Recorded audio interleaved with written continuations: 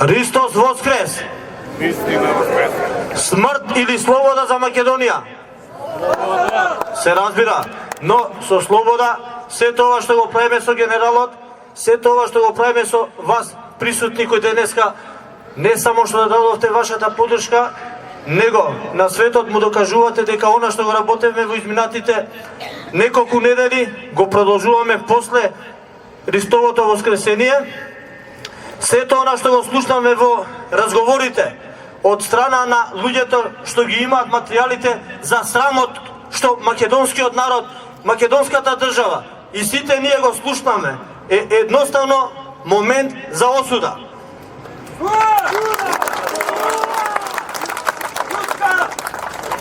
Од Гордана Јанкуловска слушнав дека се занимава со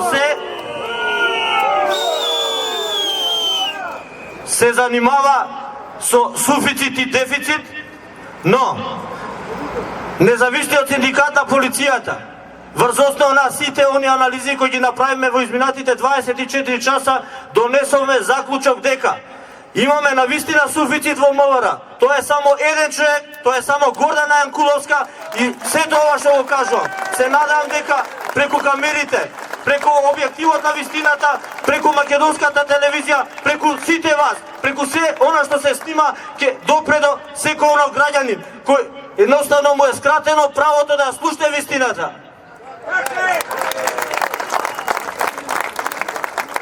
Приказните кои Гордана Јанкуловска ни ги пласира како најсериозен министер кој една деценија ни кажува приказки за мали деца, нека се качи на попова шапка, нека види на кој начин вработените во Министерството за внатрешни работи после нивното завршување од работа се симнуваат пешки дури до Тетово.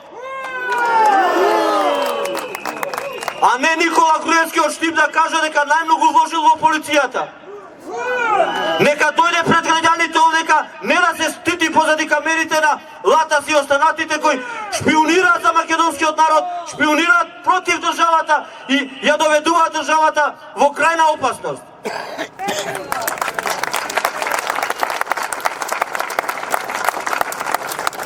Морам да го споменам и СДС.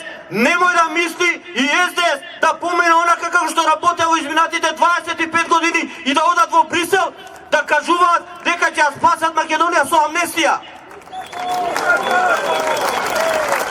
Амнестија нема да има, тоа да сте сигурни. И вие присутните и преку камерите, сите граѓани на оваа држава, криминалците кои крадат пари, кои зимаа милиарди евра врз основа на граѓаните на оваа држава, ќе завршат таму кај што им е местото.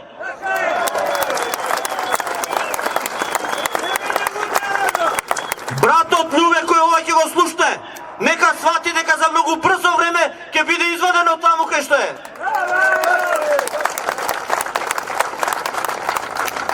Не може да се деси да она што некој крадел е нам слобода да зима тендери, да го пјачкосува македонскиот народ, а братот Љубе и останати кои невини како жртви лежат во Идризово и останатите затворени из Македонија.